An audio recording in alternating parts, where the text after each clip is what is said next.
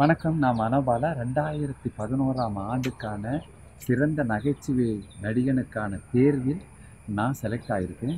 அதுக்கான தமிழக அரசுக்கும் மற்றும் தேர்ந்தெடுத்த அனைத்து ஜட்ஜுகளுக்கும் இந்நேரத்தில் நன்றி சொல்லியே தீரணும்.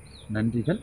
அண்டு அனைத்து என் கூட பயணித்த அனைத்து நடிகர் சகோதர நடிகர்கள், டெக்னீஷியன், சிறுபட தயாரிப்பாளர், பெரிய பட தயாரிப்பாளர் எல்லாருமே நான் இருக்கணும்னு நினச்சாங்க. அதனால தான் இந்த விருது சாத்தியப்பட்டது. அதுக்காக அவங்களுக்கு இந்நேரத்தில் நன்றியை சொல்லிக்கிறேன்.